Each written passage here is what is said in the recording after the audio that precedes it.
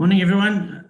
Welcome to the IDS XSeries basic training. This is an introduction to IDS XSeries system. We will include basic hardware and wiring, basic programming, and user functionality. The training is scheduled till about 2:30. Obviously, very difficult. It's not exactly a classroom environment, so we might finish earlier. I doubt it'll go over 2:30 mark. We'll also have a bit of a break during the period for about 10 minutes or so, but I'll let you guys know so we can stretch our legs and grab a cup of coffee or something to drink. I've pretty much muted everyone so that nobody can interrupt or sort of talk while I'm busy trying to instruct, because if a lot of people talk, then obviously that becomes a bit of a problem. If you have any questions, please put it into the chat and we will answer your chats as we go on or when we take a break. Perfect, let's get going.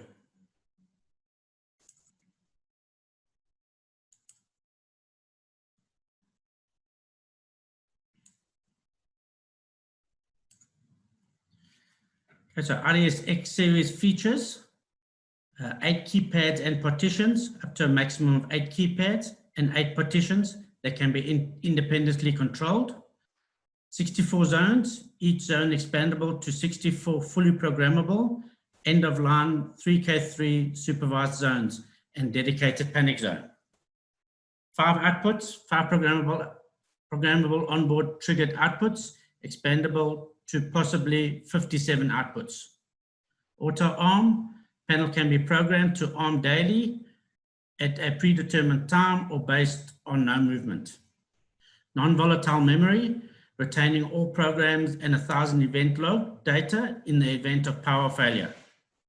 IDS Swift compatible, programming and events up and downloadable using the IDS Windows-based software. Okay, so on this screen, we've just got a layout of the hardware. We're going to start off with the kickstart jumper. When connecting to a battery without 6 volt AC connected, the XSeries panel will not power up until the kickstart jumper has been shorted. This feature has been included so that the battery voltage starts fluctuating and goes below 10.5 volts. Without AC, the panel will switch off, stopping the alarm from entering an undesirable state and that could compromise the integrity of the system. When AC is applied, the alarm will power up automatically. Now your default button, which is your button over here. To default the panel, physically remove power from the unit and hold down the default button. Replace power while still holding the button. Wait until the panel status LED flashes and then release the button.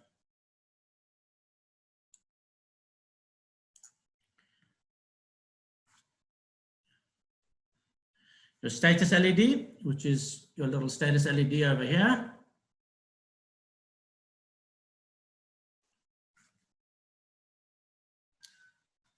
The status LED indicates the condition of the operating system. Off is not running. Flashing once a second, normal operation. Flashing fast, alarm panel system fault. Serial outputs. So this is your serial output over here.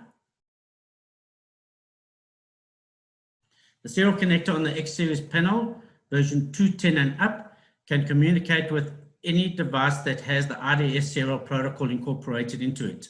Note, the red wire is closest to the heatsink.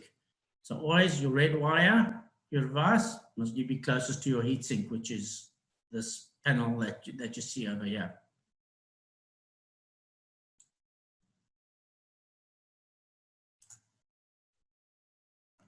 So just a note there as well, as far as the XSeries 2.50 setting, jumper 1 is not required. So if it's version 2.5 and up, jumper 1 is not required. However, in previous XSeries versions, it uses a set serial mode to report or download to IDS Swift 2. X series panels version 2 to 2.41 only.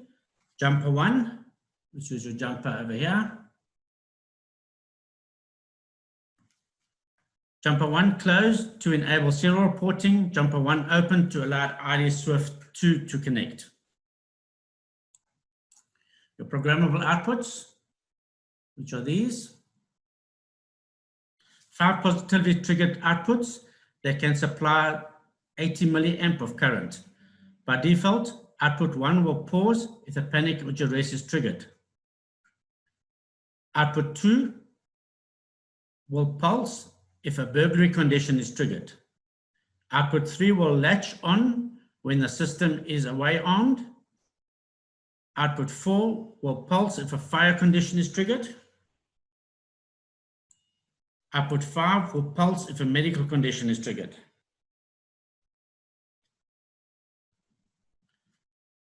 Onboard expander connection. This is your onboard expander connection over here.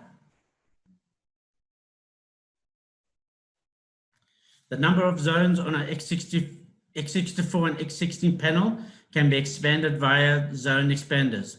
Zone 9 to 16 are added by plugging in the onboard expander or plug-in expander onto the PCB via this connector.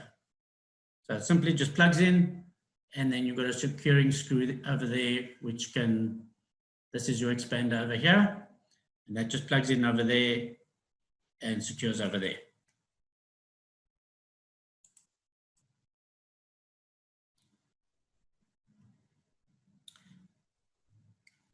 The minimum transformer that can be used is a 16 volt 30 VA, but is recommended transformer is a 16 volt 40 VA transformer.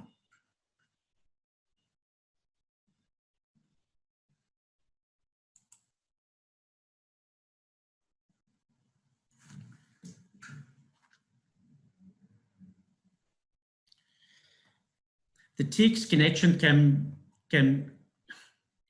connection can supply enough power for radios up to 15 watts. Note, please use cables with a minimum of 0.5 millimeter copper cord, depending on the distance between the system and the radio transmitter. The Siren connects directly to the Siren output and can drive up to a 30 watt Siren. The Siren must be self-driven.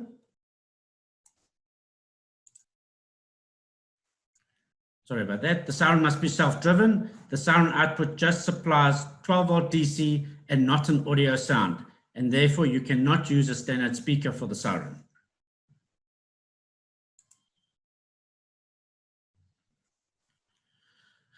Your auxiliary 12 volts. The X series panel can supply 750 milliamp of power to all the bus wired peripherals, including the keypads, expanders, and remote receivers. To check that the power consumption is not exceeded, add all the devices' current consumption, except the radio transmitter that are connected together, and then subtract it from the 750 milliamps. The result is the amount of current available for the peripheral devices, such as your passive infrareds, beams, etc.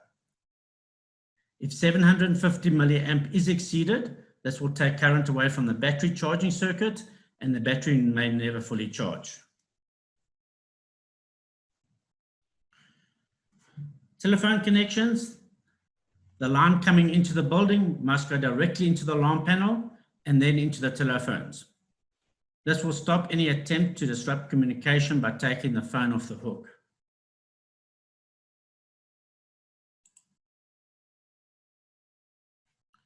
Devices that are connected to zones are divided into two categories, normally open or normally closed. Some devices have both the installer, some devices have both. The installer can select either depending on their preferences. So with some of the devices, you can actually decide whether you want to use it as a normally open or normally closed. The end of line resistor must be a 3K3 ohm. For the Tampa installation, we use a 12K kilo ohm and a 4K 7 ohm. Diagram shows a magnetic contact, normally closed, and a panic, normally open, connected to a zone. So as you can see on the picture here, you've got your normally closed, and you're normally open, and your different ways of putting your resistor across those.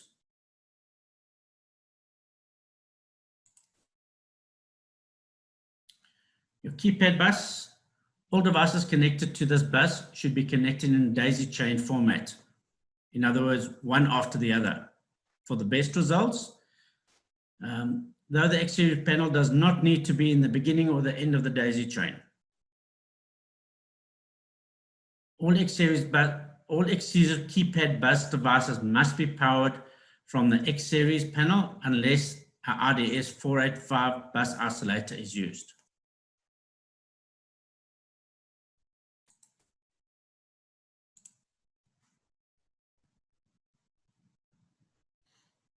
So very important here is that when you do the wiring, that, as I mentioned, it needs to be in a daisy chain format, so one after each other. And the keypad does not necessarily need to be at the beginning or the end. It can be anywhere on your bus as long as the IDs are set and obviously you've wired it as a continuous.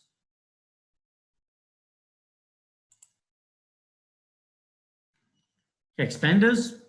The X-series panel can be expanded up to 64 zones, 16 zones for the X-series, the X16, sorry. So up to 64 zones for the X64 and 16 zones for the X16. This is done by using the zone expanders. Wired expanders have an ID based on the dip switches to determine what zones they are allocated. So there's your little dip switches up top here.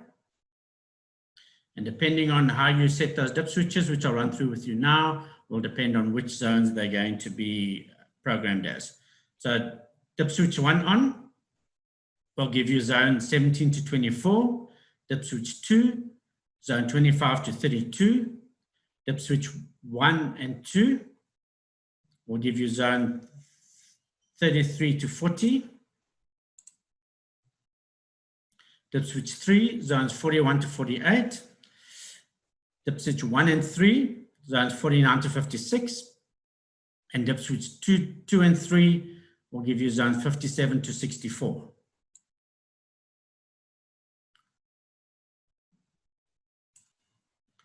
So just a note there, your zone 9 to 16 are reserved for the onboard plug-in expander and cannot be allocated to a wired bus expander zone, even if the onboard expander is not used.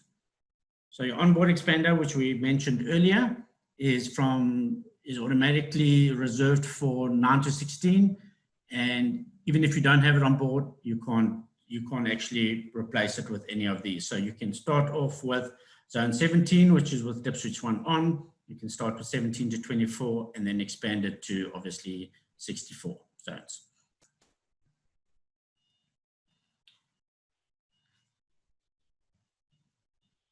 So there's a little LED on the expander board here as well. If the LED is on continuously, then there are no errors. However, if there are errors, it will start pulsing the error number. These error pulses will be separated by a 1 second pause with the LED off. So if there is an error and it's flashing once and pausing, then it means it's low battery. 2 is no activity on the X-series serial bus. If it's flashing 3 times, no X-series message detected. If it's flashing 4 times, no messages for this peripheral detected from X-series. So no messages from your panel, basically. So 5, awaiting tamper change. 6, expander not yet registered on the X-series. And 7, expander tamper violated.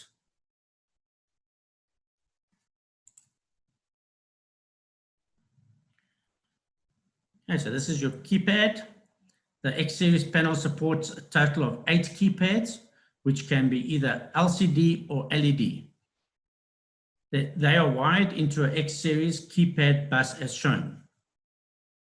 As you can see on the drawing here, pretty simple, just wire D1 to D1, I mean D plus to D plus, D minus to D minus, and obviously just give it power, plus your 12 volt plus and minus. The keypad has programmable outputs, PMGs. The PGM, sorry, the PGM functions the same as the onboard programmable output, except that it triggers with 5 volts and not 12 volts. The zone works exactly like a normal zone with an end-of-line resistor. When using the zone, it will replace the zone that has been programmed, as. Example, if the keypad zone has been programmed as zone 5, the zone 5 on the panel will be shut down and cannot be used.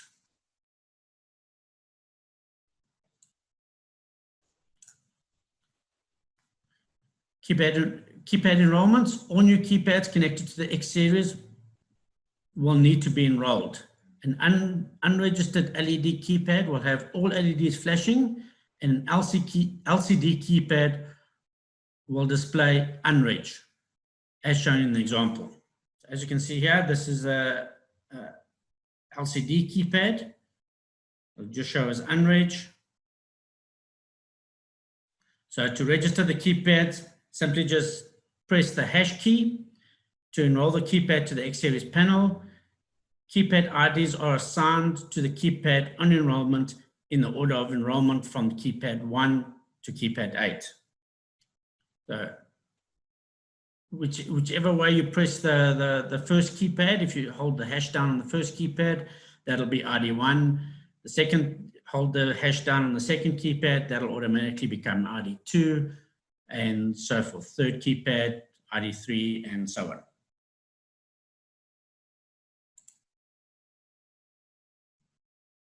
Remote receiver, the X series panel supports 4 remote receivers. There's a bus LED, so your LED on the receiver here. So if it's on, it means steady communication. Flashing, no communication. Okay, function LED.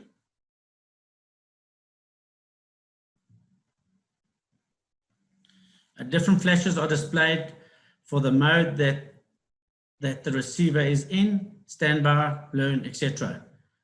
So the function LED just flashes according to what mode it's in. So if it's in standby mode or learn mode or whatever mode it is, that's your function LED will flash accordingly. The RX LED, the X series remote receiver cannot work in a standalone mode. It must be connected to the X series alarm panel. Dip switch 7 can be used to disable the 3-second panic. Okay, so I'm just going to show you a quick video here on the wiring of the video.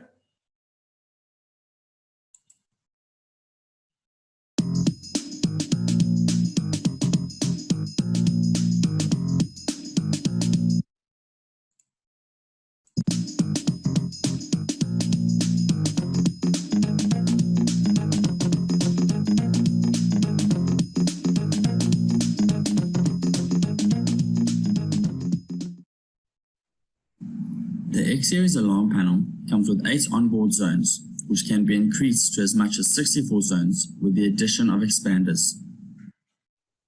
Zones 9 to 16 are reserved for the plug-on expander board. Make sure power is off when adding the plug-on expander board, and make sure all pins are aligned correctly before adding power. To expand the panel past 16 zones, you'll add a wired expander. All peripherals are added via the key bus, a 4-wire connection, 2 for power and 2 for data. These peripherals must be wired in a daisy chain. This is from one device to the other and not all out of the control panel. Make sure not to mix up your D positive and your D negative.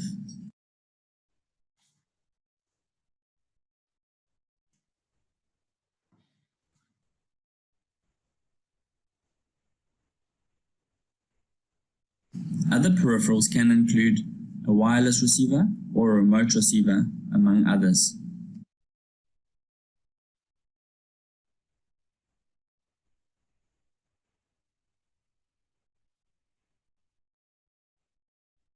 The keypad is also connected to the alarm panel through the key bus and is used to interface with the X-Series alarm panel.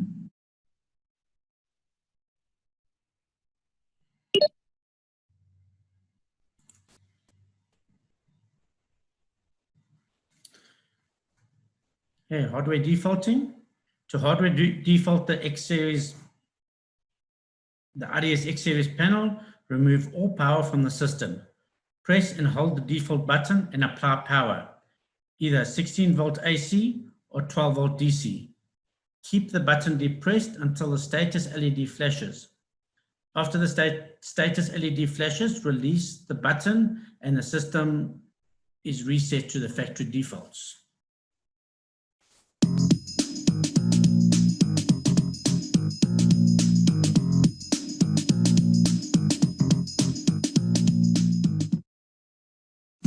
To default the panel, first remove the power.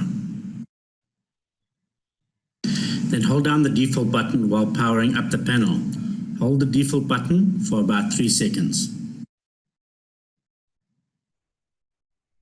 You will see the LCD keypad stay busy, then unreg. The LED keypad will flash all zones to show it is defaulted. Press hash to register the keypads. They will ID in the order you press the hash.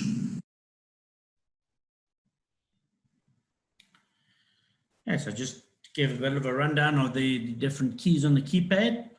So the start key, used to confirm entry and save information. Hold until it beeps, enters the master user code, and choose the menu option. In dealing with options that have zone selections, the LED keypad can only show 16 zones at a time. To access zones above 16, press star key to page to the next 16 until the correct page with the zones is located.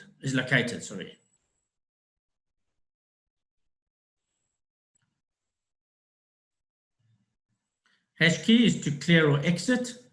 Clears last press key, exits out of your menus.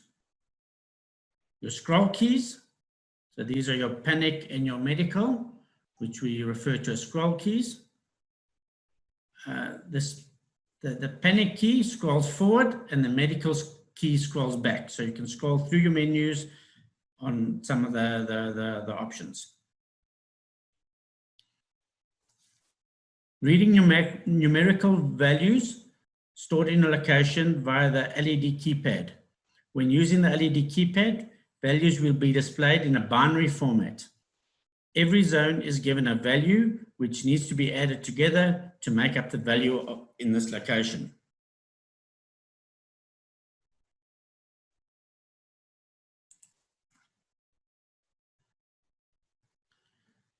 Location definitions. A location is an area of memory that holds a value. Each location is associated to the function that the alarm needs to operate correctly.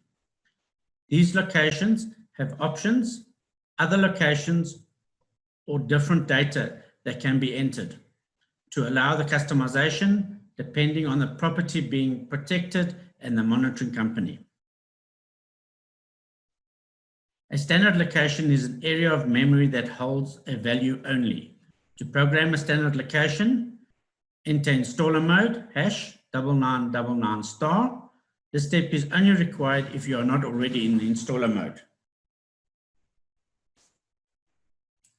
Then press the key that represents the location number, followed by your star key. Now enter the data value that needs to be in the location, followed by your star key. You can enter the next location or press hash key to exit installer mode. So programming with the extended location, a sublocation method. The sublocation method programs each sublocation within a location individually, entering data into a sublocation format. So enter installer mode, hash 9999, then enter the location number followed by the star key. Then enter sublocation number followed by the star key. Now enter data value that needs to be in the location followed by a star key again. You can enter a sublocation or press a hash key to exit the location. You can enter a location or press the hash key to exit the installer mode.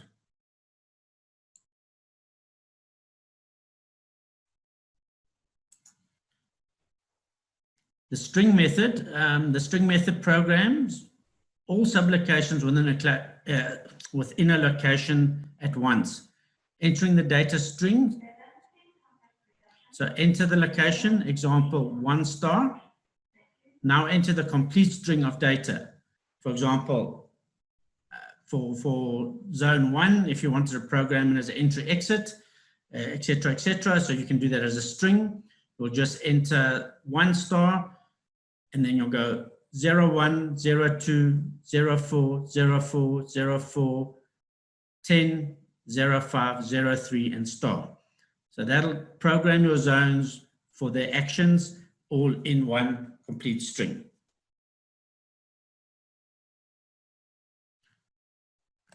When the star key is pressed at the end of the string, you'll be removed out of the location and the data is saved.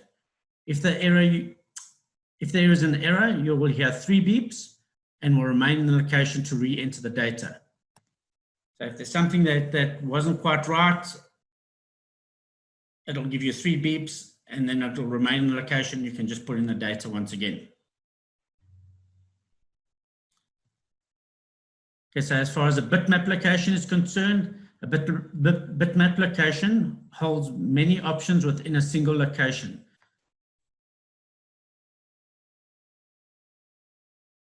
So let me do that again. A bitmap location holds many options within a single location that can be selected or deselected. Bitmap locations can also be sublocations. So enter installer mode, #9999 star. This step is only required if you're not already in installer mode. Then press the key that represents the location number followed by a star key. So I will show you a video shortly on the different ways of doing this. But in the meantime, so on the LED keypad, the enable options, LED number is on. Disable option, LED number is off. The LCD keypad, a yes option is enabled and a no option is disabled.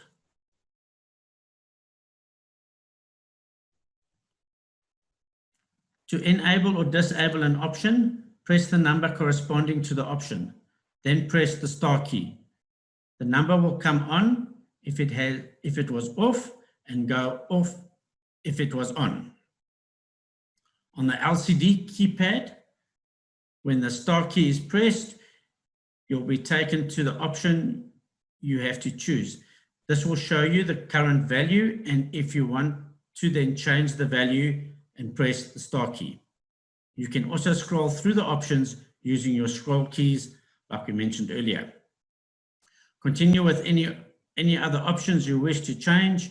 When complete, press the hash key and exit the location or the sublocation. Let me show you a quick video there on a little bit more explanatory or practically explains it.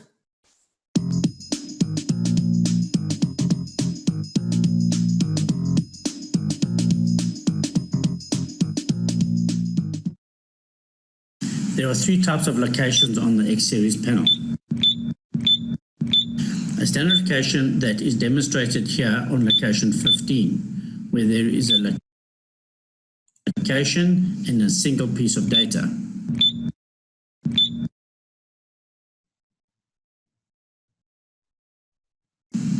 Then there is an extended location that has multiple sublocations, each with their own data, as demonstrated here in location 1.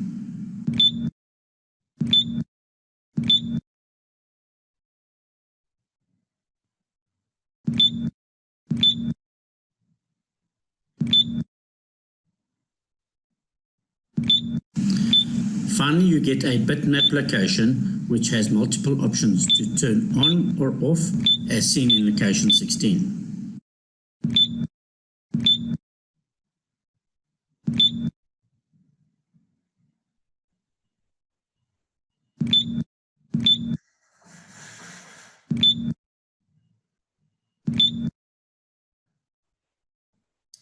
Okay, defaulting of the system. There are two ways of resetting the system back to a factory default: hardware button or via programming.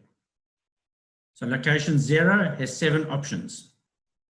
So 0 defaults the complete system back to factory settings.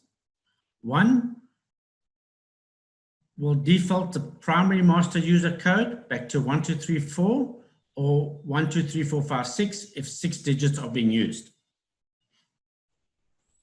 Master user code properties will also be defaulted. Option 2 defaults all user codes and their properties. Option 3 defaults all keypads. Option 4 removes missing devices. Any missing devices, keypads for example, will have its address freed up, making its address available for the device when it is enrolled. This must be performed when replacing a faulty device. You must wait for 10 seconds. If you're replacing a faulty keypad, you need to remove the missing devices so that you can enroll your new device. Okay, option 5, central monitoring mode, default setting change. Defaults some settings to factory default and changes some others. Implemented in version 2, please see appendix for the complete listing. Okay, 6 is private reporting mode, setting change. Default some settings to factory default and changes some others. Implemented in version 2. Also, please see the appendix for complete listings. 7, defaults all wireless zones and settings. Okay, zone settings. A zone type is how a zone acts when the alarm is armed or disarmed. A value is associated to each zone type, and when entered into a zone location, it changes that zone to the type it represents.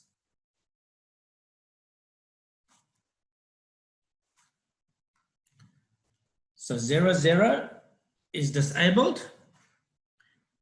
This disables the zone.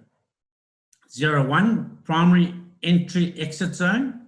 An entry-exit zone is used to determine if the occupants have left the building once the arming procedure is initialized. Violating an entry-exit zone when armed will initiate the entry delay. So violating an entry-exit zone when armed will initiate the entry delay. If a valid user code is not entered before the entry delay period expires, an alarm condition will be registered. Failure to exit through an entry-exit zone after arming will cause the panel to stay on. This zone may also function as an entry-exit zone that is common to 2 partitions. In such a case, should the user violate this zone and then disarm his partition, the other partition will rearm after the entry delay.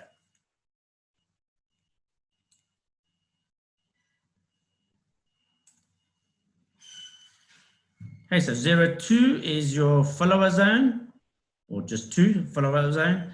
A violation of the follower zone is ignored during the entry-exit delay period. This allows a user to entry-exit via a follower zone.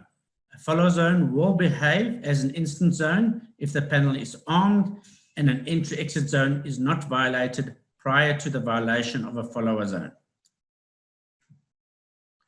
So entry-exit zone needs to be triggered before a follower zone. If the follower zone if the entry-exit zone is not triggered before a follower zone, the follower zone will be an instance zone and the alarm will be set off. Option 3, panic or priority zone. Regardless of whether the panel is armed or not, a violation of a priority zone will cause the control panel to register a panic condition. An instant zone, which is 04. When a panel is armed, the violation of an instant zone will cause the control panel to register alarm condition. Okay, so that's just your normal instant zone. This is option 4. Option 5, arm-disarm zone. A violation of an arm-disarm zone will cause the panel to toggle between away arm and disarm. It is typically connected to a monetary key switch or non-latching remote control unit to the zone. So you can take your remote control as long as it's a non-latching remote control and a receiver, and you can connect it to an arm-disarm zone, and you'll be able to arm and disarm your panel. So if your panel is currently disarmed, it'll arm it. If your panel's currently armed, it'll disarm that panel. Option 8 is your secondary entry-exit zone. A secondary entry-exit delay will be activated if this zone is violated when the panel is armed.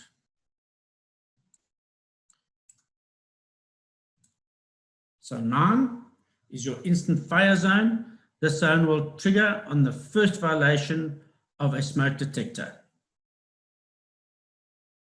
10 is a fire zone. Violation of a fire zone will cause the siren to sound regardless of whether the panel is armed or not. The siren will sound intermittently, 1 second on, 1 second off. For correct operation, a programmable output programmed as a fire detector power output must be used to control the power of the fire detector.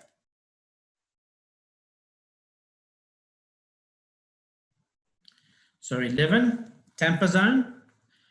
Violation of this zone will be reported to the base station regardless of whether the panel is armed or disarmed. If the panel is armed, the siren will be activated.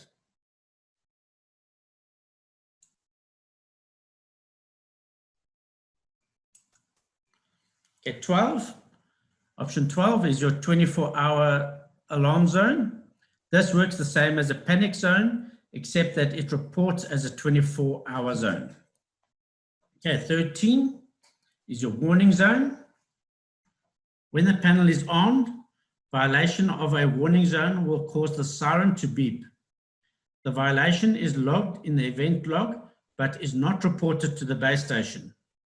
Warning zones may be included and will be counted when used as a part of a cross zone.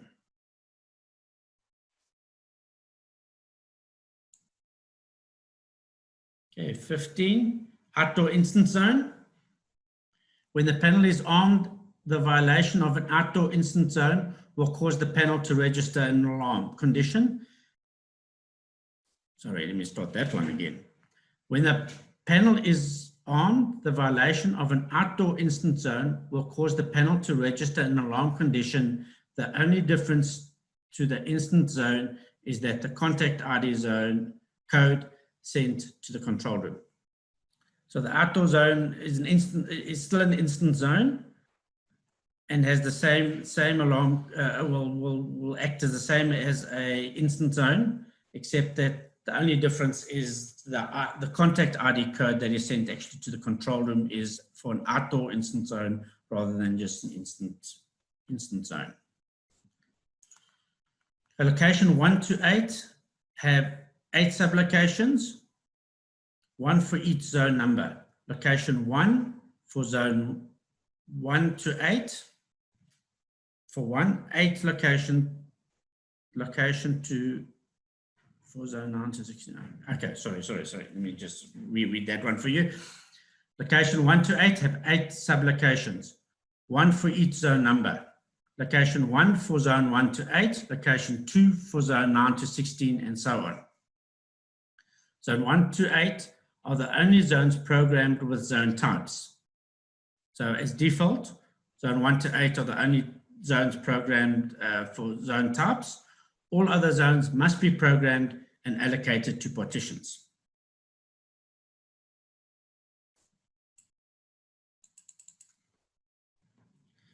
Location 201 and 208. This is for allocating zones to a partition. The XSeries alarm panel has 8 partitions that can have a number of zones and user allocated to them. A partition is a separately controlled group of zones. Zones can be unique to the partition or can be shared between partitions for areas that are common and are referred to as common zones. A common zone will only trigger an alarm condition if all partitions that it is allocated to are armed. So by default, only 8 zones are enabled and placed into partition 1, and any added zones must be enabled and allocated to a partition. Okay, so we're going to just watch a quick video here of setting up the zones, and then after that we'll take a 10-minute break just to get some coffee and something to drink and soothe my sore throat. Thanks, guys.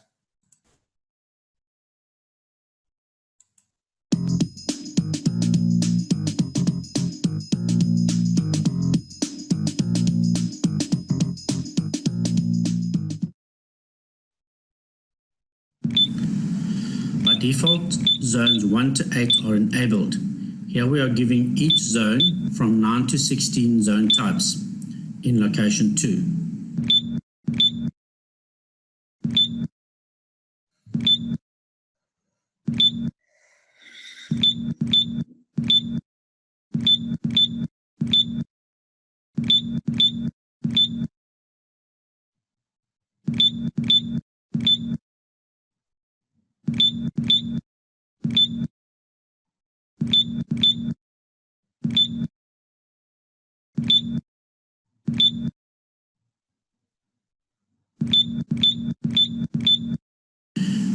You can see here that by default zone 1 to 8 are enabled for partition 1 in location 201.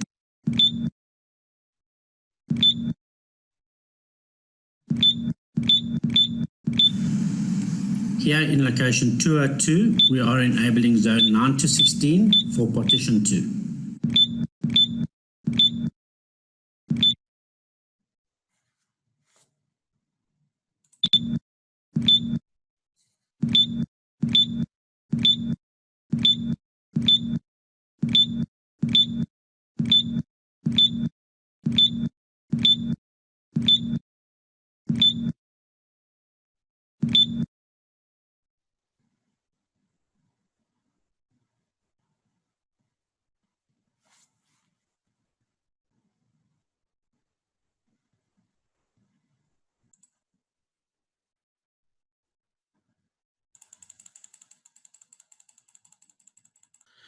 Okay, we're back.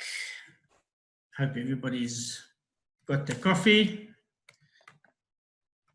and has been to the toilets if they need to be. All right, locations 211 to 218, which is to do with your partition configurations. These options are to set how the system must behave when the partition needs to be armed. So option 1 is for instant arm. Instant arm allows the partition to arm without an exit delay. 2 is for the instant key switch arm. When using a zone or arm or to arm or disarm, this will enable the partition to arm without an exit delay. 3 is a quick arm key.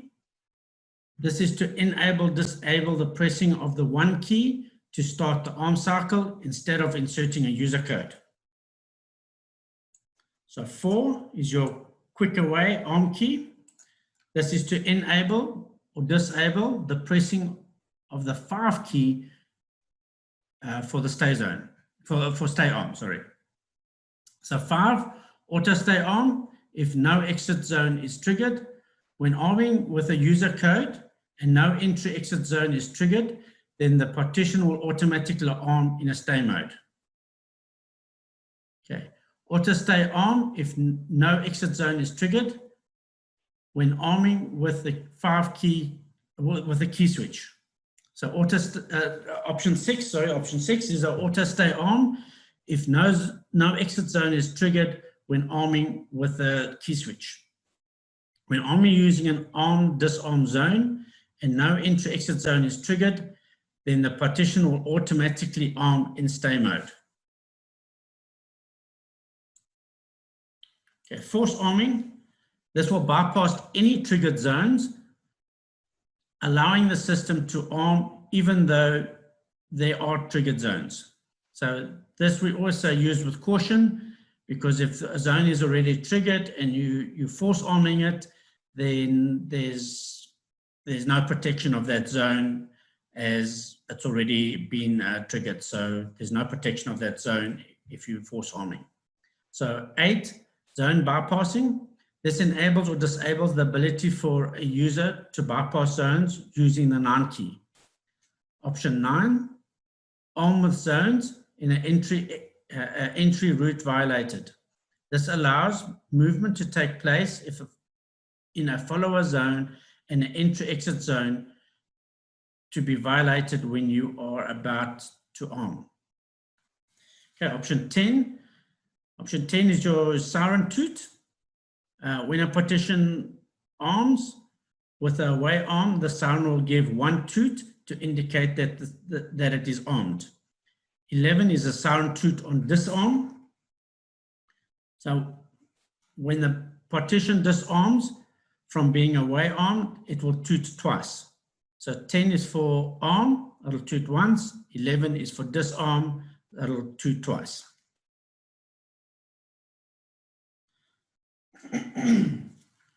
Option 12 is an entry beep. This will silence the keypad when the entry zone is triggered to start the entry cycle. So obviously when you trigger an entry zone and your keypad starts going beep, beep, beep to alert you that you need to put a code in, option 12 is to silence that. 13, exit beep. This will silence the keypad when the partition starts to arm. 14, engineer's reset. This option will lock the partition until the installer code has been entered when an alarm has occurred. Okay, 15, auto disarm. When enabled, the partition will automatically disarm at the set time in location 189. Option 16, open and close reporting. This option will enable or disable opening and closing user reporting events for this partition. All users are enabled by default. And moving on to location 581 to 588, which is enable arm disarm reporting without the user code. So option 7, arm without user code reporting. When arming with the quick arm key or an arm disarm zone, this option will be enabled to send an alarm signal. So if this is enabled, whether you are arming with a quick away or any arm disarm zone, it will send the signal to your control room to report that the system has been armed or disarmed. This must be disabled if you want open closed reporting when using a remote. So let me show you a quick prac.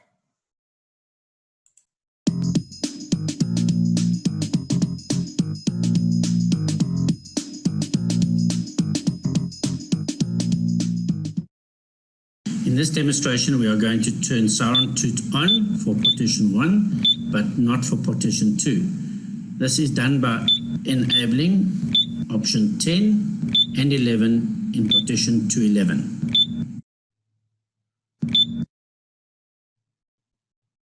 You you can see here that when I arm partition 1, the siren toots as seen by the LED. But when I arm partition 2, the siren does not toot.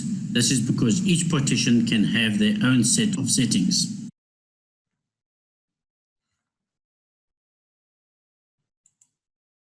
Great. Okay, so next slide here is our communication settings. Starting off with location 40, which is your serial communication format. This is the language, or the format if you want to put it that way, the alarm panel transmits to the equipment in the control room. This is used to configure the communication format for a serial device. So by default, this is normally contact ID, which is widely used and is pretty much a standard these days. So it's the contact ID is practical and is actually the only communication format that is used these days. But anyway, if you do need to change it for whatever reason, under location 40, you can change those communication formats. So option 0 is ADAMCO Express. 1 is FBR 4x2 with parity. 2 is a FBR 4x2 with no parity. 3 is a silent night 4x2 fast. 4 is a silent night 4x2 slow. 5 is a contact ID, which is the one that we generally would use. And 7 is a SRA reporting. Okay, so like I said, 5 is your default on this. So unless you're using any of the other ones, you shouldn't need to change that location 40. Okay, location 41 to 44 is for your telephone communication format. So each phone number can be enabled to communicate in a different format. Location 41 is for the telephone number 1. 42 is for telephone number 2, etc.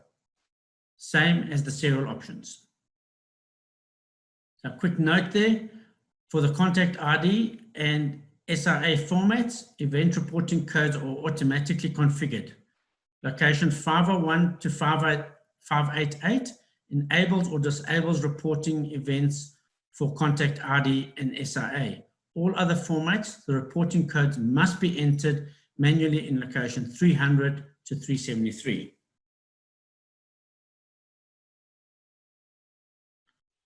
So location 51 to 54 is entering your telephone number. So when entering the telephone number, please follow these instructions. To dial as star, enter mode 1. To dial a hash, enter mode 2. For a 12-second pause, mode 3. So this is only on the LCD keypad will it display, on the LCD keypad, it will display as a plus. For 8-second pause, enter mode 4. For this one, on the LCD keypad, it will display equals. For a 4-second pause, you enter mode 5, and then again on the LCD keypad, this will display a minus or a dash. So quick note there, if you do a mode 0, this will clear all phone numbers. If you change from a telephone number line device to a serial device, you must use mode 0 to clear the telephone numbers. So that'll obviously be per partition. Okay, so location 61 to 68. Sorry, 61 to 68 is your primary account code per partition. The account code is what identifies the alarm system to the security company so that they can respond to the correct customer. It is by default a 4-digit number, but can be changed in location 24 to a 6-digit number. Okay. If an account code is 000, which is obviously the default, no reporting will take place. This allows you to configure which partition reports and which one does not. So in location 47 is the dialer attempts. This must not be 0, as this disables all attempts so it's recommended that this is set to 6. So if you want the dialer to work, then your dialing attempts must not be 0, it must be at least 6. And that you can set in location 47. So let me show you a quick prac on setting up the phone number and the dialer on this next video.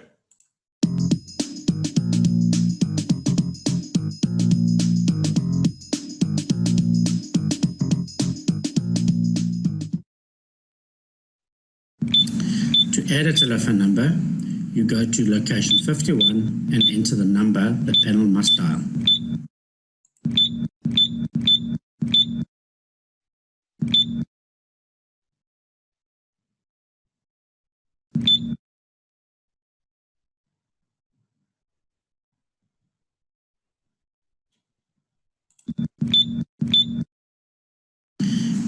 You also need to add an account code per partition that you want to report in locations 61 to 68. You can see here that I have no account code for partition 2.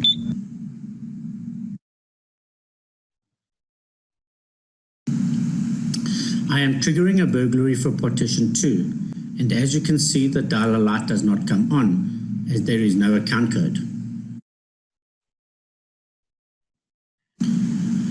Now I am triggering a burglary for partition 1. You can see the panel dialer light comes on.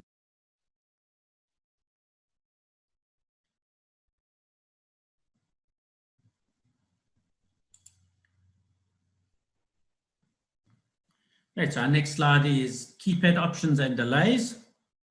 So each X-Series system can have up to 8 LCD or LED keypads controlling it. Keypads can be allocated to any partition. To register a keypad, when a new keypad or after a factory or a keypad default, all the keypad LEDs will flash. By pressing the hash key, the keypad will ask the system for an ID. The first available ID will be given to the keypad. To clear the keypads, to clear keypad IDs, hold down the 1 and 3 key while powering up the keypad. By default, all keypads will register. By default, all keypads that are registered belong to partition 1. If the keypad is allocated to a partition without any zones enabled, it will display as not ready. Just a quick note there. Okay, so on location 230, which is your exit delays, there's a sublocation for each of the 8 partitions. This is the time the partition waits before fully arming. During this time, any zones that are entry, exit, or follower zones are disabled, and only when exit delay is finished do these zones become active. By default, the exit delay is indicated by the keypad beeping.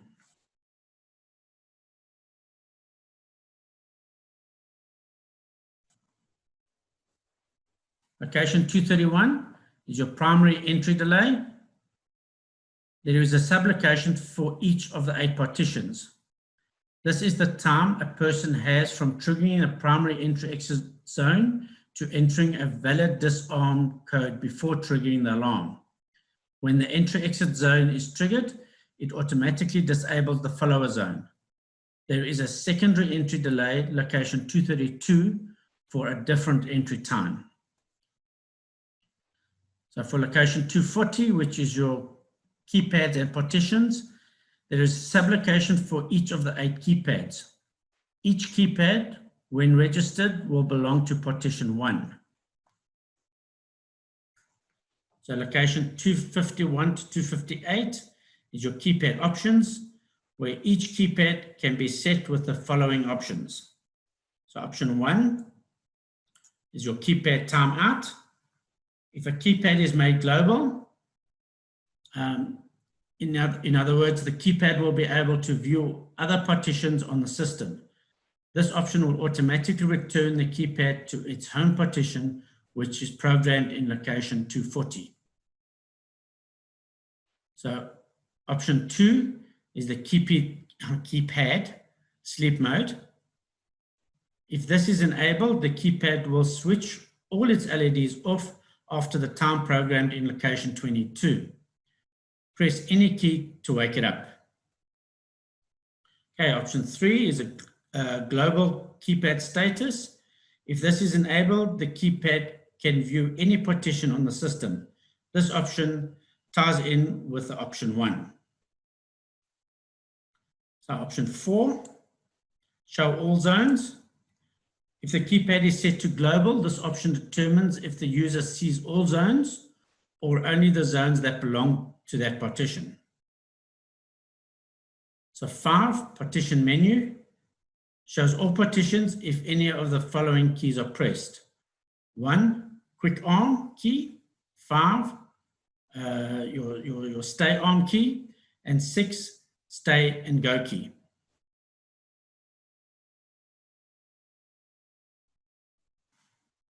Okay, so option 6, your stay menu.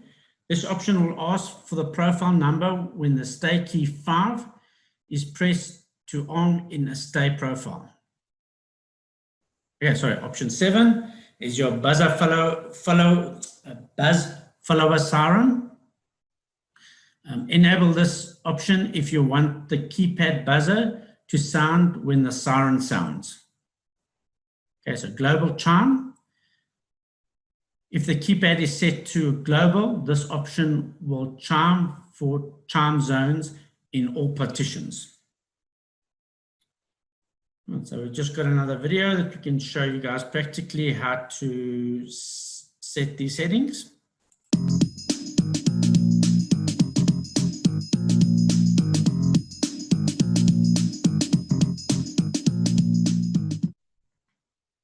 To allocate a keypad to a partition, you must go to location 240.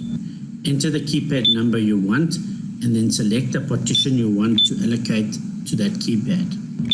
To make a keypad global, go to the keypad options in location 251 to 258, depending on the keypad ID.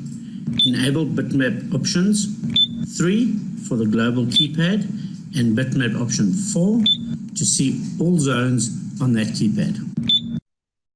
Here you can see that a zone from partition 2 is viewed on a partition 1 keypad.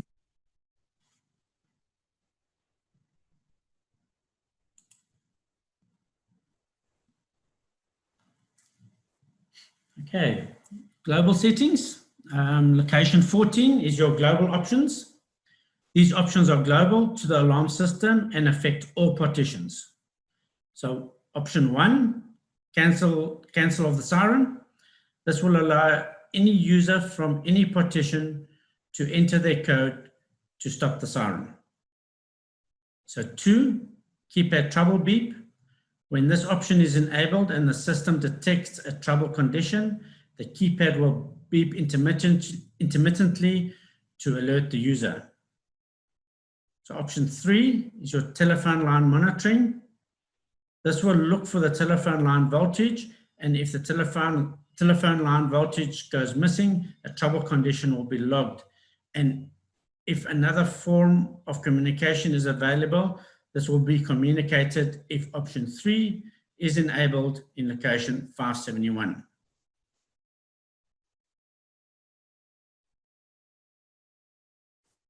So option 4, keypad beep on communication.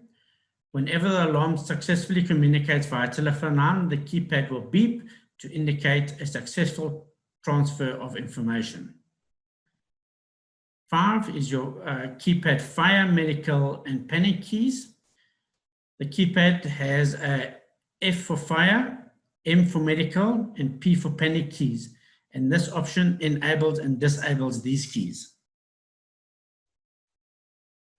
Okay, option 6, display of bypass zones when armed.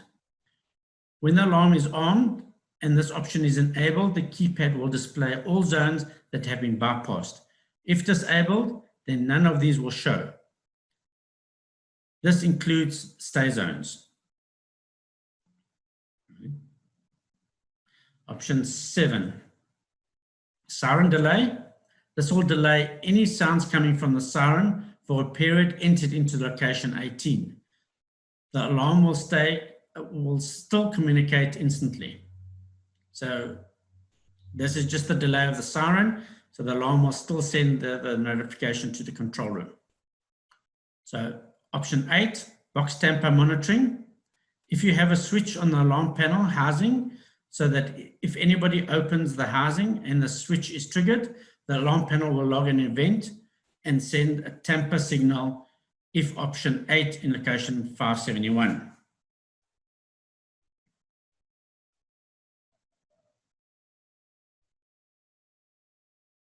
Okay, option 9, siren tamper monitoring. This looks for a load on the siren port. If the load goes missing, then the tamper is triggered and logged.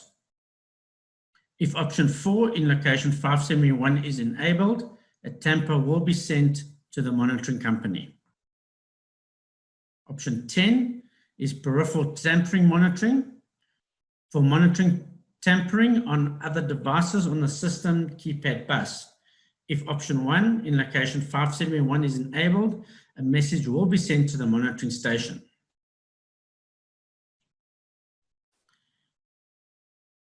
Okay, option 11, onboard dedicated panic, silent. Sorry, excuse me.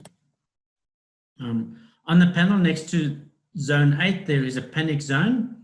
If a silent panic is required, enable this option. Option 12, low battery monitoring. This option will allow the panel to test the battery every 30 minutes. If the battery is faulty or low, an event will be logged, and with option 8 in 572 enabled, a signal will be sent to the control room. 13 is low battery cutout. This option enables the alarm system to monitor the battery voltage, and when it reaches 10.5 volts, it will shut the system down. When AC is restored, the alarm will switch back on and begin to charge the battery again.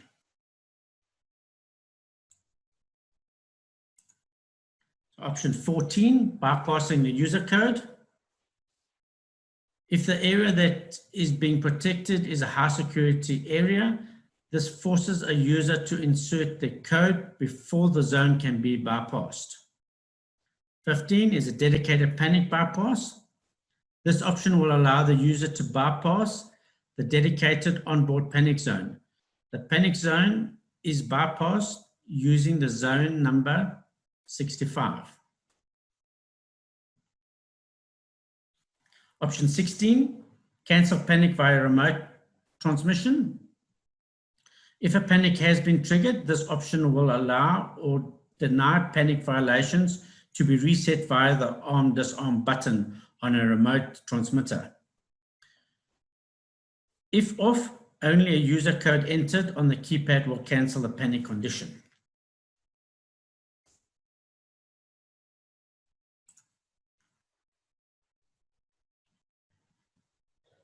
Okay, location 19. And this is for extra global options. These options are global to the alarm panel system and affect all partitions. So for option 19, for extra globals, option 1, wireless zone supervision triggered. This option enables or disables wireless supervision failures from triggering alarms. Supervision monitors the wireless detector device to make sure that they remain communicating with the system.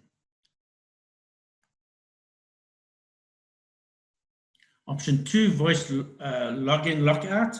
This option enables the voice module to allow the keypad lockout settings. So option 3, 24-hour zone reporting only. This option enables 24-hour zones to only report when triggered. no other action on the panel will occur. Sirens won't sound and the keypad will not show an alarm condition. Okay, 4 is for Four is for box tamper. Always trigger the siren. So if to do a box tamper, that will always trigger the siren. This is for option 4.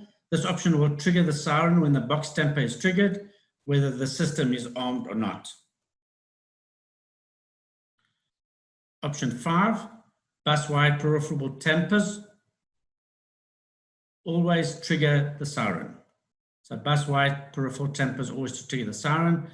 This option will trigger the siren when the bus-wide peripheral tamper is triggered, whether the system is armed or not. So option 6, zone tamper, always trigger the siren. This option will trigger the siren when the zone tamper is triggered, whether the system is armed or not. Option 7, voice module answer before modem. This option enables the voice module to answer calls to the panel before the dialer answers.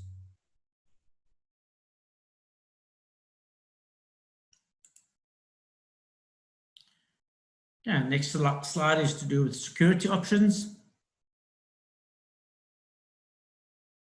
These are the security codes that protect the panel programming from being changed without the correct authorization. Location 196 is your serial code. This is the serial code used to link serial devices such as your HARP to the X-Series panel.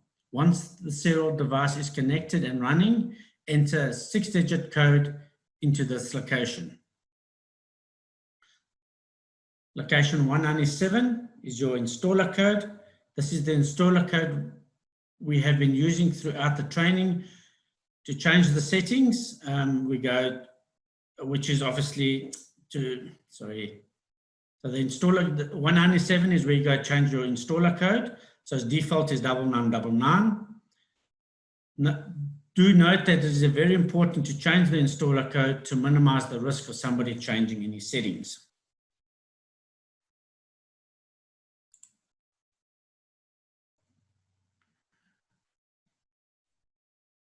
Now, our next option is your programmable outputs.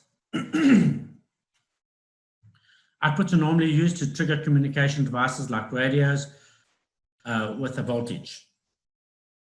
All outputs on the panel and zone expanders are positive 12-volt outputs. The output can be either pulse or latch. The output on a X-Series output expanders are normally open relays, maximum 1 amp contacts, which could be used to trigger other devices, for example, the inputs on a CCTV DVR.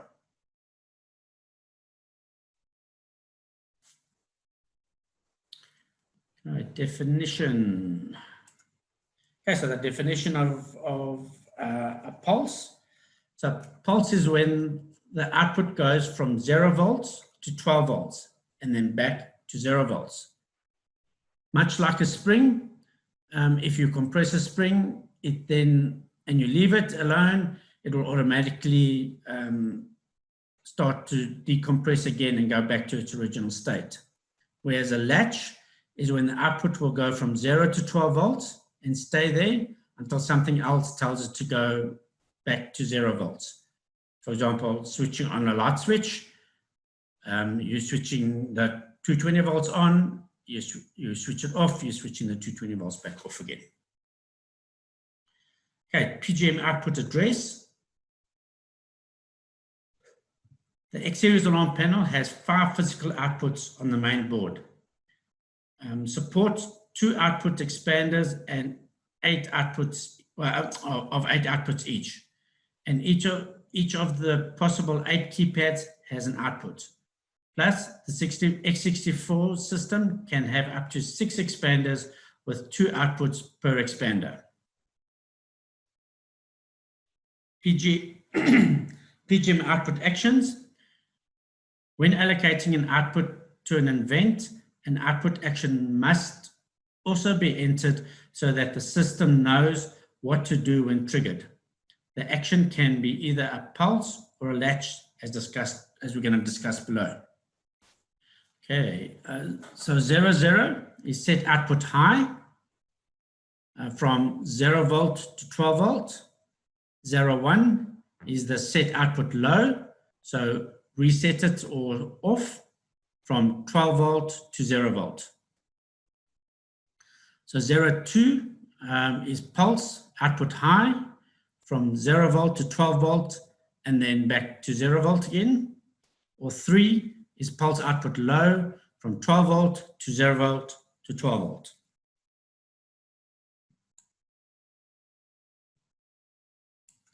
When entering the value into a location, use the following steps. Enter the output number that is to be triggered. In other words, 05 for PGM5, for PMG5, sorry.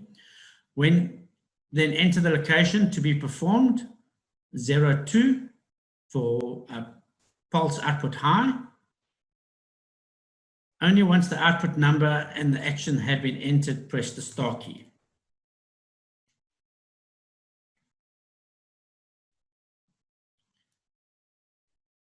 Okay, so I've got a little video here as well, just explaining how we program those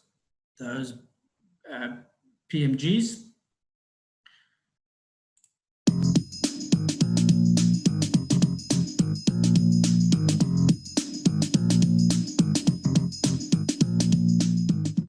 This demonstration is to show how the different PGM actions work. Output 3 is set to latch high. That's to turn on when the partition is armed, and latch low to turn off when the partition is disarmed. You must have an event that turns the output off if you have one that turns it on. Output 1 here is programmed to pulse when there is a panic. See how it turns on, then automatically turns off.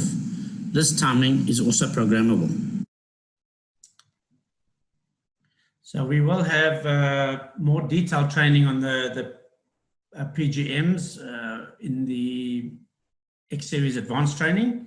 So we will leave that one there and obviously do a little bit more in the advanced course.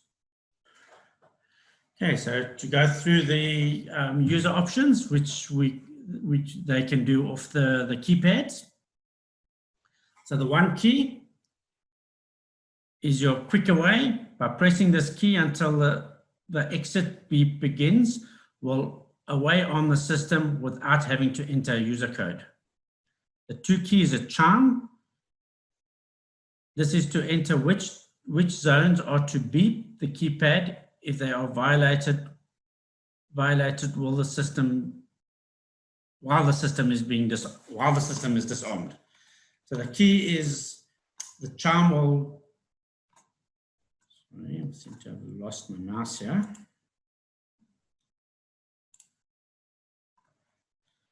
So the 2 keys are chime. So this will chime the keypad while the system is not armed. And so if you, for example, got a shop door that is not monitored all the time, but you want to be notified when somebody walks in, the chime is the thing to use, so that as soon as they open the door, the keypad will chime, you'll be notified that somebody just walked in, but the panel obviously doesn't need to be in the armed state in order for that chime to work. So the 3 key is stay zones. To enable the zone, to enable the zones which are to be automatically bypassed when it is armed in stay mode. So the 4 key is a buzz zones. To enter the zones which are to buzz the keypad if violated when the system is armed in the stay mode. The 5 key is your quick stay. This key will arm the system in stay mode, and if any zones have been enabled, they will be bypassed automatically. The 6 key, stay and go. This will arm in a stay mode, but all entry-exit zones will work as if they are armed in the away mode. 7 key trouble view. If the power indicator is flashing, press this key for 3 seconds and the zone indicator will show what the trouble condition is. 0 key is your alarm memory. If an activation of a system has taken place, to see which zone or zones triggered, press and hold this for 3 seconds. Panic key, a panic condition will be activated when the key is pressed for 1 second. Medical key, a medical condition will be activated when this key is pressed for 1 second. Fire key, a fire condition will be activated when the key is pressed for 1 second.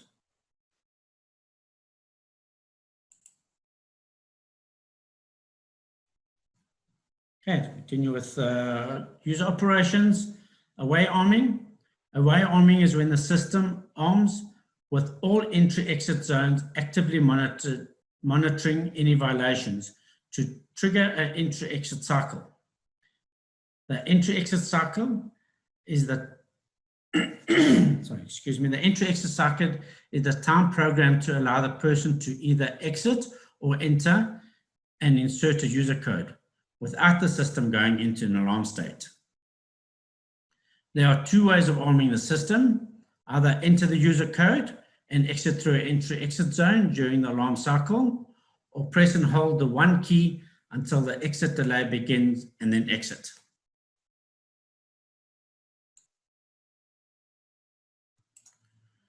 Okay, stay arming.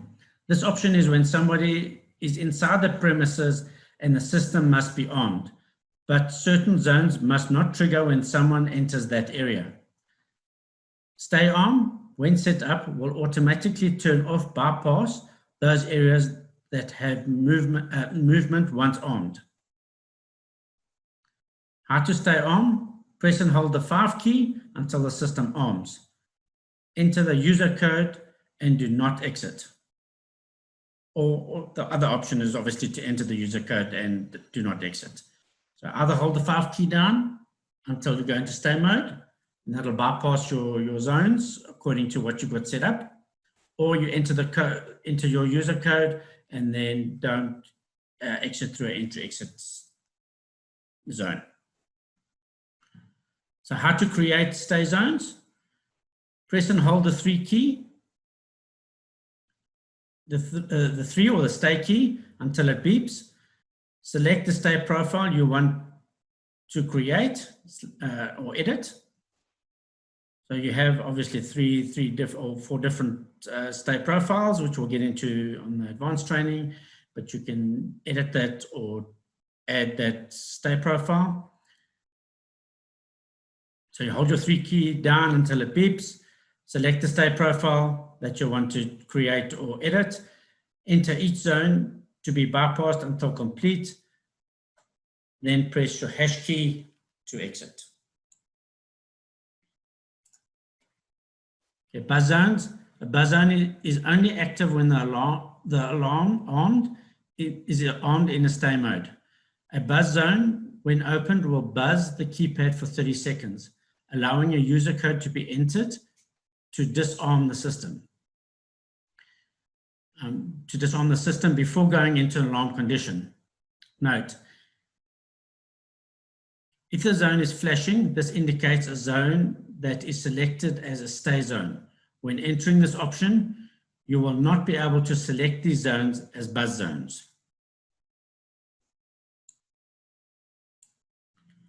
Okay, chime zone. A chime zone is a zone that will beep all keypads 5 times when a zone is violated in an unarmed state. How to create a chime zone?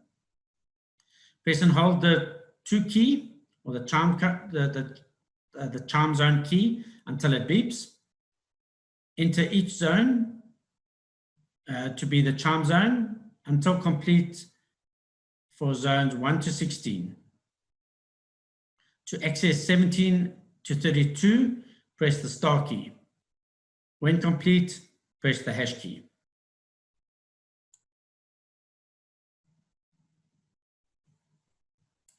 Bypassing zones. If a zone is faulty and is preventing the system from being armed, it can be bypassed. If option 14 in location 14 is enabled, you must enter the user code to bypass the zones.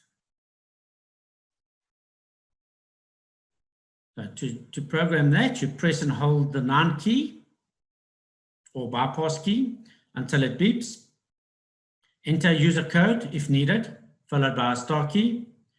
Enter each zone to be bypassed until complete for zone 1 to 16. Then complete, press the hash key. When completed, you press the hash key. Panic zones can be bypassed if enabled in zone options location 101 to 164.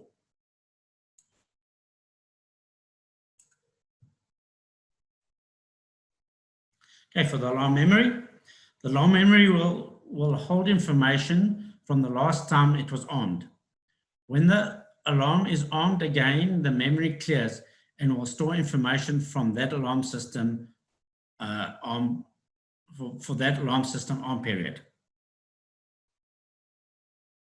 The alarm memory holds information on violated zones, zones that are triggered while the system was armed, bypassed zones, zones that were bypassed when the system was armed, making them ineffective, tampered zones, zones that somebody may have opened and messed about with to stop its functioning correctly. And then the event log. This is the history of all system messages going back 1,000 events. Once the system reaches 1,000 events, it will start overwriting the oldest events. Okay, so we'll go on to a quick prac example of these.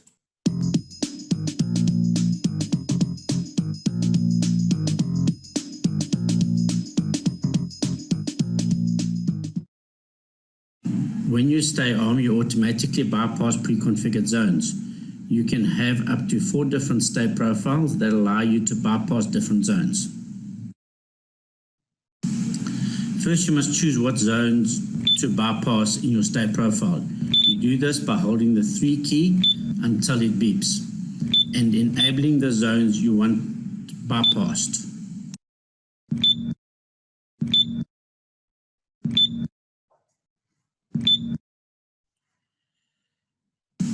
Then to arm and stay, press and hold the stay button. You can see that zones 2 and 4 are bypassed.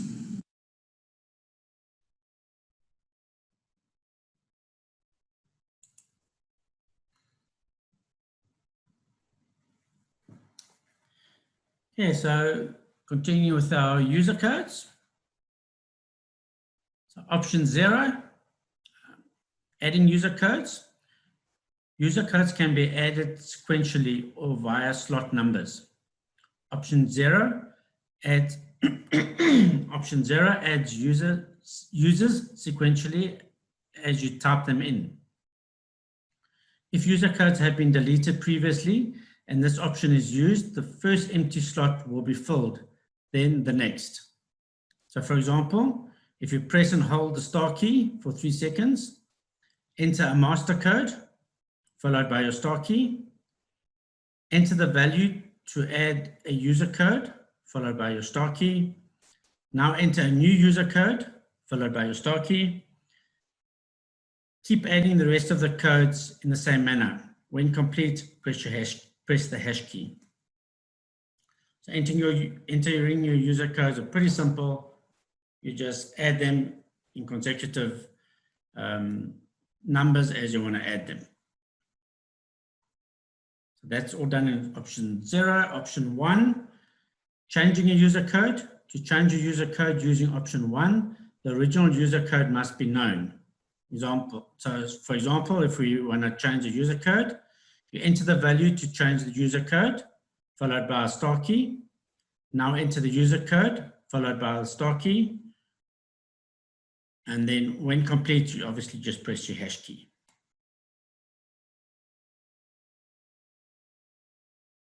Okay, option 2, deleting of user codes. To delete a user code, the original code must be known, or option 4 can be used if the slot number is known. So again, enter the value to delete the user code, followed by the star key. Now enter the user code to be deleted, followed by the star key. When complete, press your hash key. Option 10 is for editing user properties. By default, when they're entering user codes, the code is an ARM/disarm code. There are a number of other options that can be added to the code. The table below describes each of these options and indicates the value to enter to add these properties. Okay, so option 1 is your master user, adds and deletes and changes user settings. 2 is your duress code.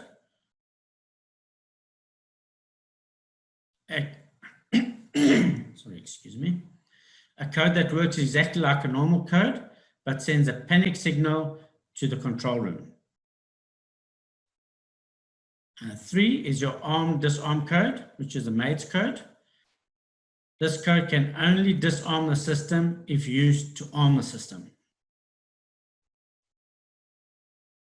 Okay, 4 is the ARM code, can only arm the system. 5 is a disarm code, can only disarm the system. 6 is a global ARM/disarm, can arm and disarm any partition. 7 is a programmable output code. This option will trigger an output when entered. 8 is allow bypassing. If enabled, the user can bypass zones. If bypassed, sorry, let me start that again. So option 8 is for your allow bypassing.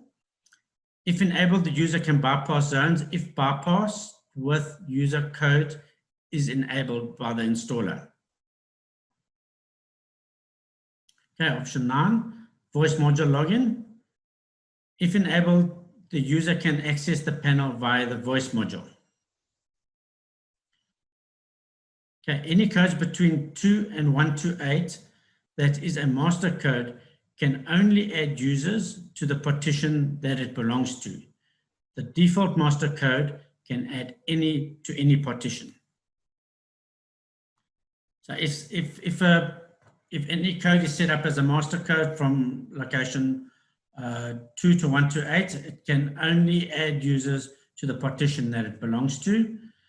But the master code, in other words, the default one is 1, 2, 3, 4, can add to any partition that you require it to.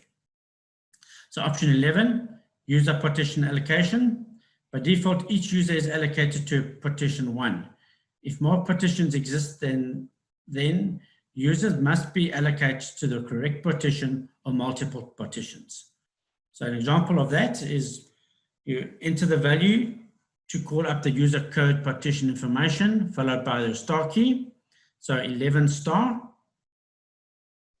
Now enter the user code or the user slot number, followed by the star key. Allocate the partition to the user code, followed by the star key. When complete, press the hash key. Okay, so let's show you a video here of a practical example of this.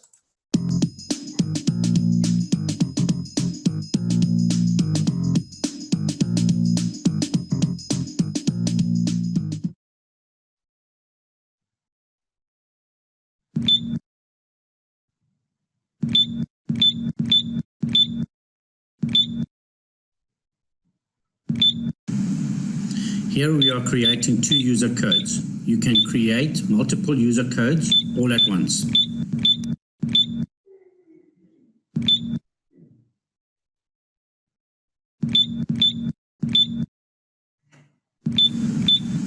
Now we will remove partition 1 access from user code 2222.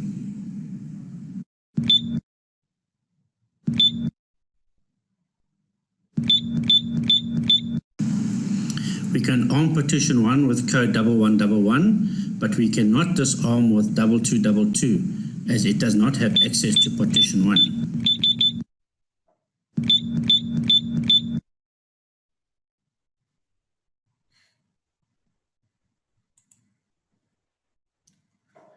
Okay, great.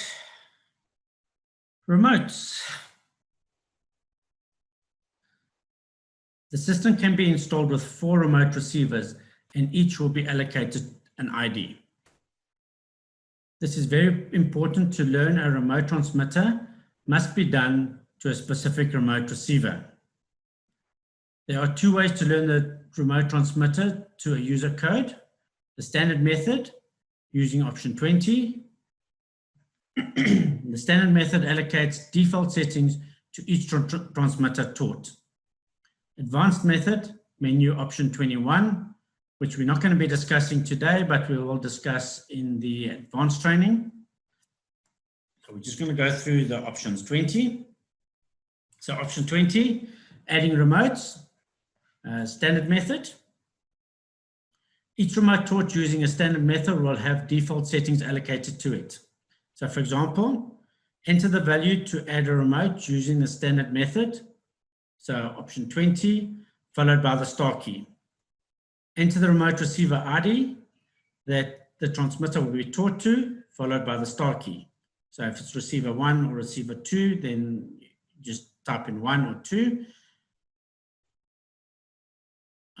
Now enter the user code or the user slot number, followed by the star key. Enter the star key when ready to teach the remote transmitter. Press the button of the remote transmitter until the beep. When complete, press the hash key. I will show you an example of adding this in a video. So you'll see practically how we do that shortly. Okay, so default button assignments. So button 1 is your for arm disarm, and button 3 is your stay arm.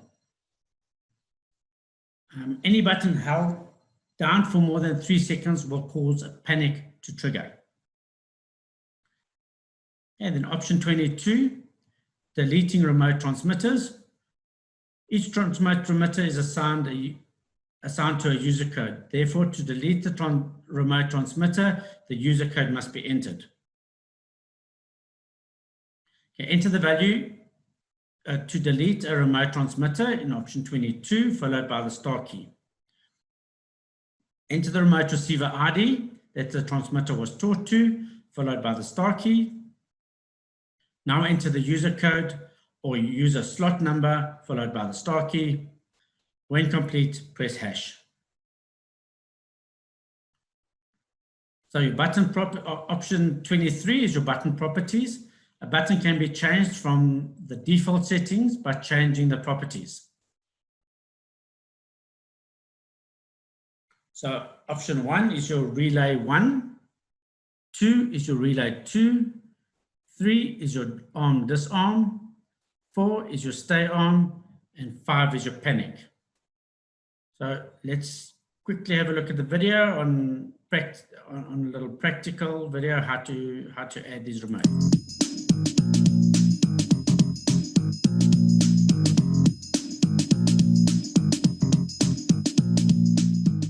You add remotes to the XSeries alarm panel through the user programming. Go into user programming by holding star until it beeps and entering the master code. Go into location 20. Enter the remote receiver number. This is the ID of the receiver. Enter the user code you want to assign to that remote. You must have a unique user code for each remote you learn. Press star to confirm. Now press and hold a button on the remote. The remote buttons will be assigned to whatever is set in location 23. By default, button 1, the blue button, will arm and disarm, and button 3, the grey button, will stay arm.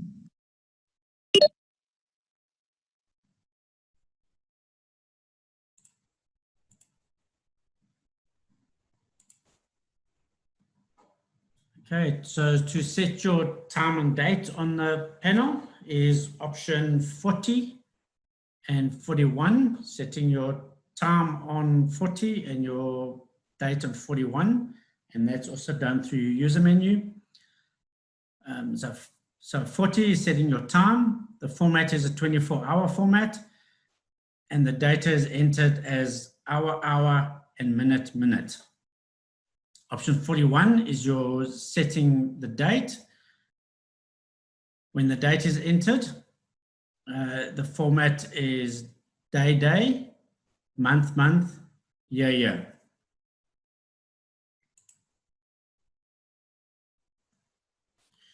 Okay, so your trouble conditions. So trouble condition 1 is your panel AC supply failure. When there is no more supply voltage and the system is running on battery. Trouble condition 2, panel communication failure. When the system has tried to send an event via telephone, but could not reach the control room. So 3, telephone line trouble. If the telephone line voltage is no longer detected. 4, if the siren, 4 is your siren temper, if the siren wires are cut. So 5 is your low battery. The system checks the battery constantly, and if lower than 11 volt, trouble will be triggered. So trouble 6, auxiliary 12 volt resettable fuse blown. If the auxiliary 12 volt supply is no longer supplying voltage, this trouble condition will display. 7, engineering reset, or engineer reset, should I say, not engineering. When this option is set, an alarm condition is triggered. The alarm can only be armed again once the installer code has been entered. And 8 is your box temper. The panel has a pin to connect a switch that can be monitored if the box is opened.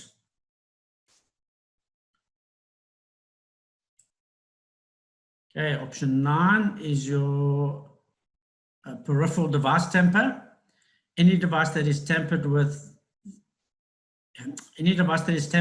that is connected to the communication bus. Option 10 is peripheral communication failure. If a device stops communicating on a communication bus. 11 is peripheral low supply voltage. If a device on the communication bus detects that its voltage is less than 11 volts. 12, wireless battery low. When a wireless device battery needs to be replaced, the device will send a battery low signal and trigger a trouble if enabled. 13, wireless supervision monitoring. Each wireless device will check in, and if a device does not, a trouble condition is triggered.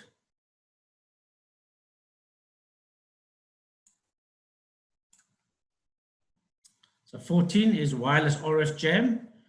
If an unknown signal that can interfere with the signals from a wireless is detected, a trouble will be triggered. 15, wireless low RSSI. RSSI is signal strength measurement, and if lower than 20%, a trouble will be logged. 16 is a zone tamper. If a zone is monitored for tamper, and when the tamper signal is detected by the alarm, a trouble will be triggered. Okay, so those are just indicators of your trouble conditions, and which brings us pretty much to the end of the training. Thanks again, and cheers for now.